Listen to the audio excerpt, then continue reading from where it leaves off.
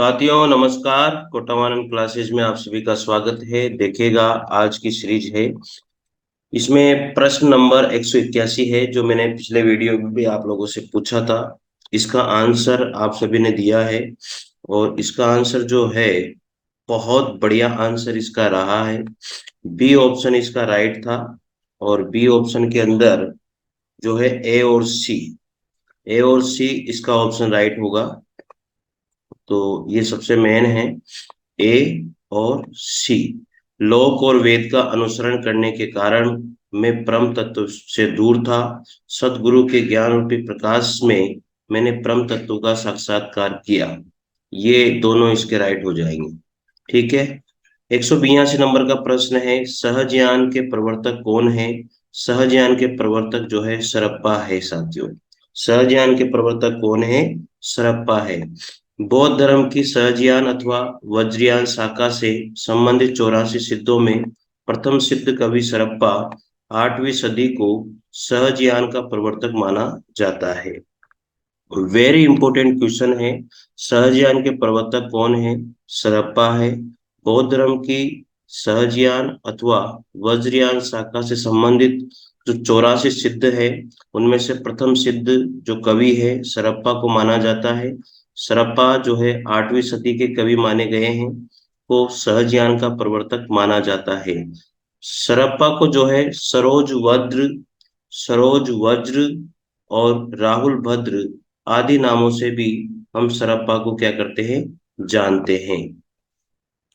और सरप्पा को जो है राहुल सांकृत्यायन ने हिंदी का प्रथम कवि भी माना है। ये बात भी आपको पहले से ही पता है साथियों। सरप्पा द्वारा रचित ग्रंथ जो है दोहा कोश है। ये भी बात आपको पता होनी चाहिए। सरप्पा के द्वारा रचित जो ग्रंथ है वो दोहा कोश है। भाव और शिल्प की जो परंपरा भाव और शिल्प की जो परंपरा संत साहित्य में जाकर नए रूप में उभरी, उसका बीज रूप सरप्पा के काव्य में द्रष्टव्य है।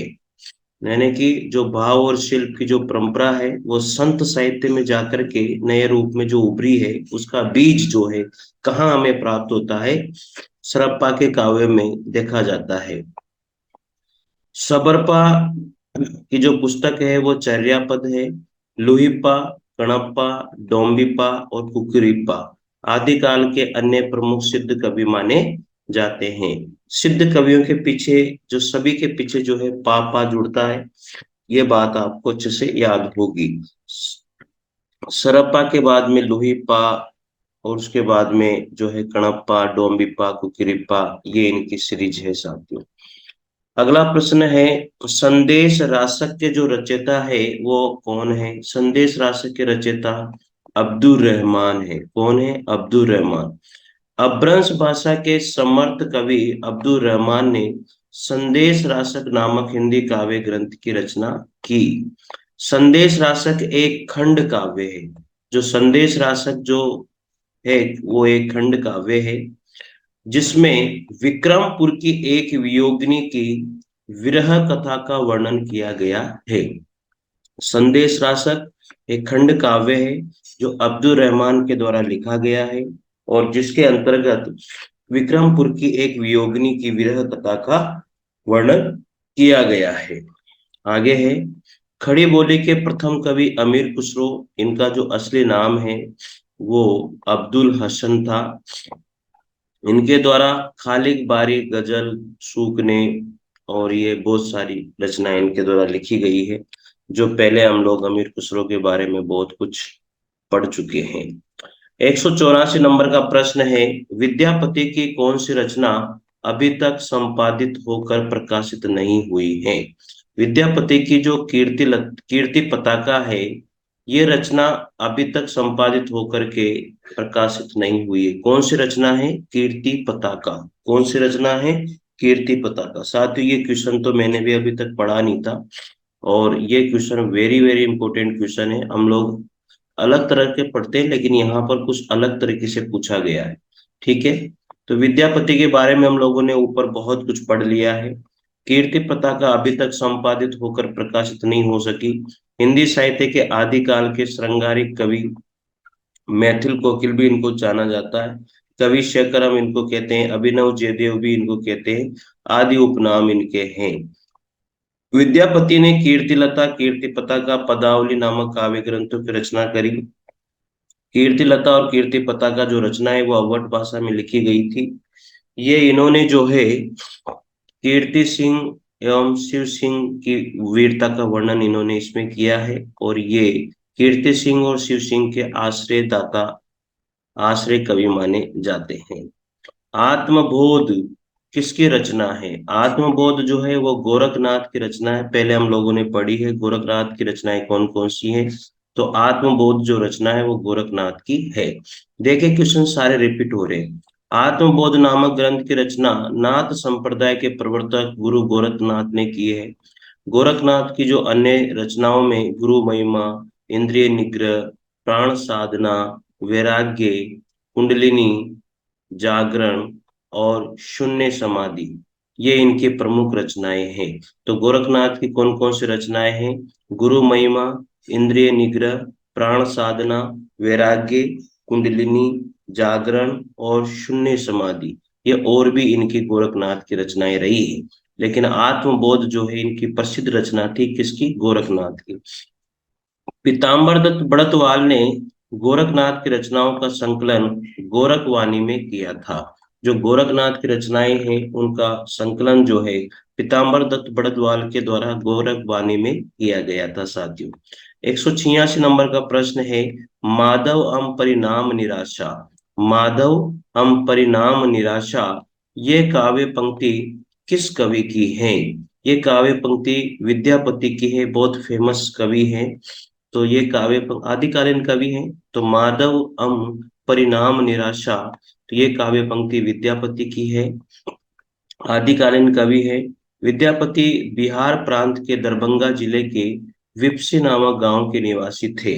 ये विद्यापति के बारे में बहुत कुछ हम लोगों ने पढ़ लिया है। आप वापस से वो पेज जो आपने लिखे हैं उनको निकाल करके पढ़िए साथियों। मतलब ये क्वेश्चन पढ़ाते वक्त जो है मुझे इतना मजा आता है, क्या बताऊं आप लोगों को। मतलब दिल खुश हो जाता है, मुझे बहुत अच्छे प्रश्न लगते हैं।